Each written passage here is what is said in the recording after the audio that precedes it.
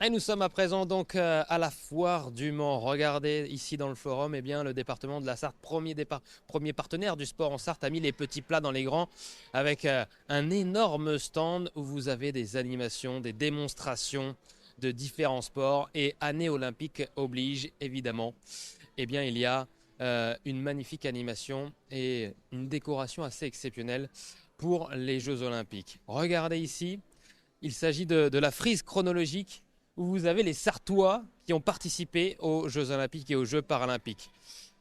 L'une des personnes qui a réalisé cette frise chronologique, Bruno Palmé. Bonjour Bruno.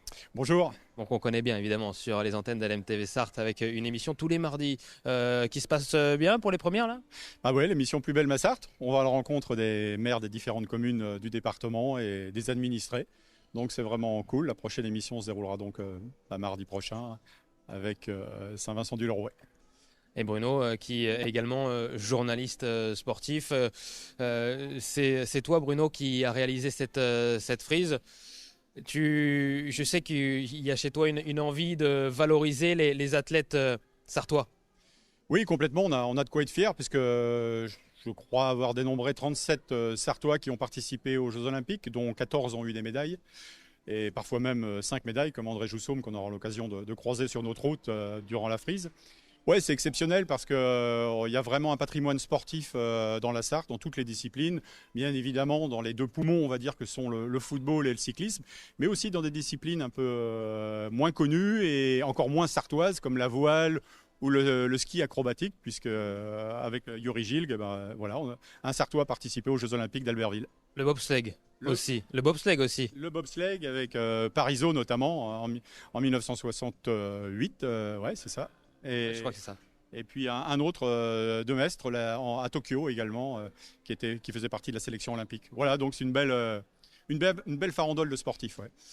On va développer tout ça dans un instant. La première Olympiade où il y a eu un sportif sartois, c'est une dame, c'est la pionnière avec Paris 1900, Jeanne Filleul-Broy.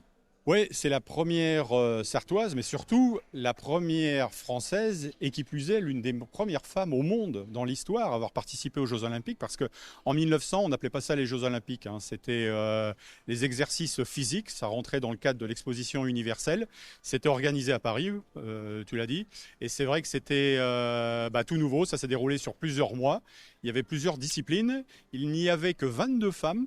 Parce que c'est vrai que de Coubertin, vous voyez d'un mauvais œil la participation des femmes aux Jeux Olympiques. Il n'y avait que 22 femmes au départ, dont 9 françaises. Et parmi ces 9 françaises, il y avait 3 joueuses de croquettes. Et il faut savoir, de croquet, il faut savoir que ces femmes ont débuté quasiment, on peut dire que donc la sartoise Jeanne Filleul-Broy a été la pionnière en matière de sport aux Jeux Olympiques. Je sais que ça intéressera les Sartois qui ont la fibre sport automobile également.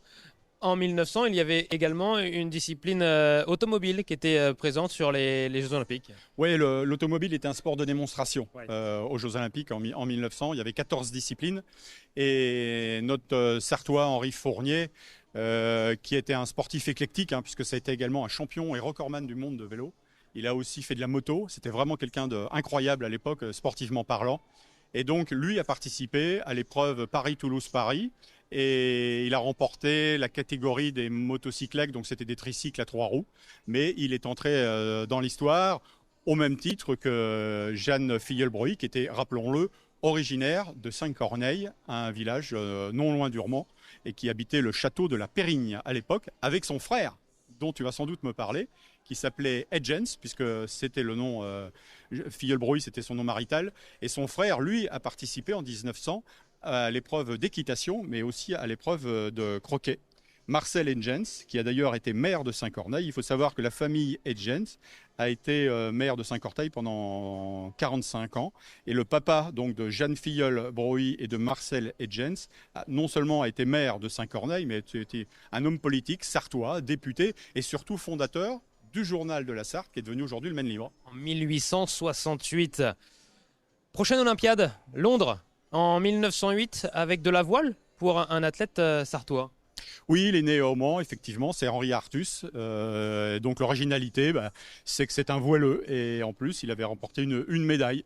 Voilà, c'est vrai que les Jeux Olympiques, on le disait tout à l'heure pour Jeanne Filleul-Proy, pour l'anecdote, il faut savoir que ça se déroulait au Bois de Boulogne et qu'il y avait eu un spectateur pour assister aux épreuves de croquet.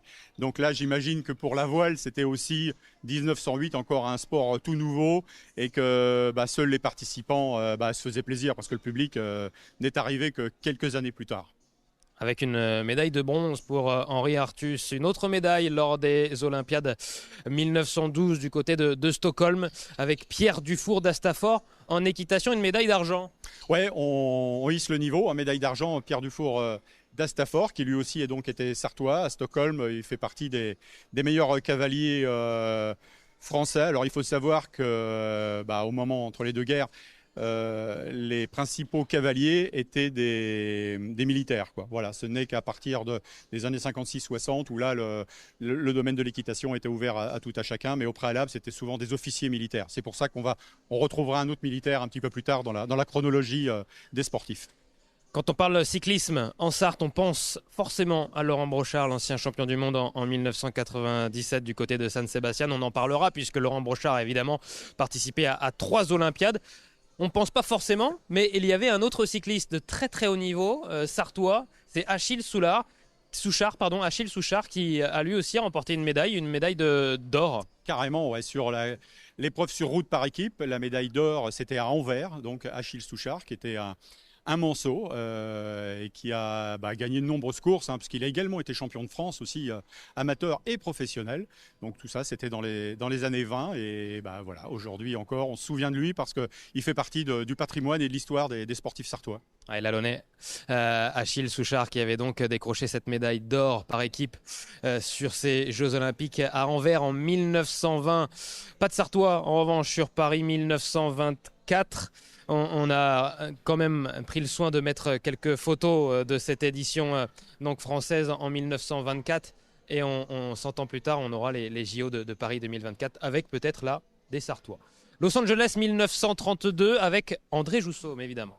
Là c'est le carton parce qu'André Jousseaume, qui est donc originaire d'Ivray-l'Évêque, était aussi un militaire et qui a réussi dans le domaine de l'équitation.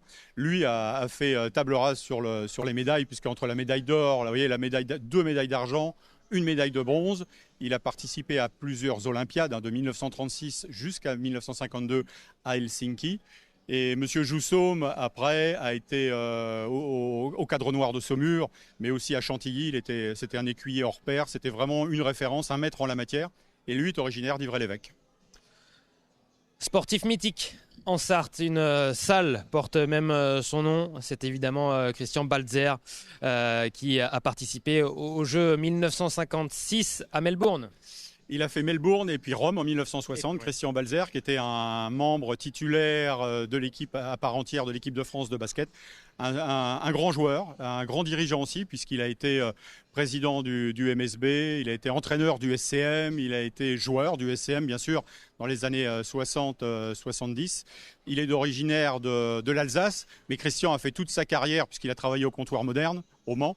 Il a fait toute sa carrière sous l'ère de M. Ganal, qui était le fondateur du club, du SCM, l'époque Gouloumès, 1938, la création. Et Christian Balzer est vraiment une figure du basket sartois encore aujourd'hui, puisqu'il vient régulièrement au match du MSB. Après Melbourne 1956, Rome en 1960, 4 ans plus tard, forcément, Olympiade, c'est tous les 4 ans. On a Claude Leroy en hockey sur gazon. Ouais, le hockey sur gazon fait partie aussi des meubles, on va dire, dans la ville du Mans, puisqu'un club existe toujours.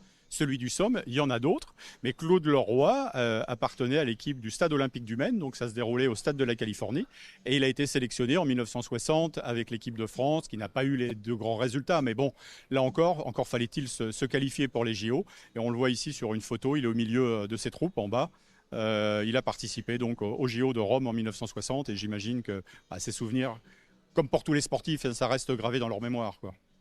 Ça, c'est pour les Jeux Olympiques d'été. Le premier Sartois a participé à des Jeux Olympiques d'hiver. C'est à Grenoble en 1968. C'est du bobsleigh. Patrick Parisot. On peut être originaire de Sarthe et faire du bobsleigh. Ouais, le regretté Patrick Parisot, qui est décédé il y a quelques mois et qui vivait en Bretagne, est originaire de Bonnétable. Et en fait, lui a été pris pour les JO un peu par hasard. C'était dans le cadre de son service militaire. On est à la recherche de candidats, de sportifs pour faire du bobsleigh. Il s'est avéré que lui a répondu présent, dit pourquoi pas. Et puis de fil en aiguille, au gré des entraînements, il s'avérait qu'il avait un bon niveau. Et puis un jour, on lui a dit, écoute, si tu veux faire partie de l'aventure des Jeux Olympiques, tu seras des nôtres. Et c'est ainsi qu'il s'est retrouvé à Sapporo, notamment en 1972, et 4 ans plus tôt aussi, à participer avec les copains. Là aussi, il n'y a pas eu les résultats peut-être espérés. Mais bon, il en garde, je l'avais eu au téléphone, il en gardait vraiment des souvenirs impérissables, quoi.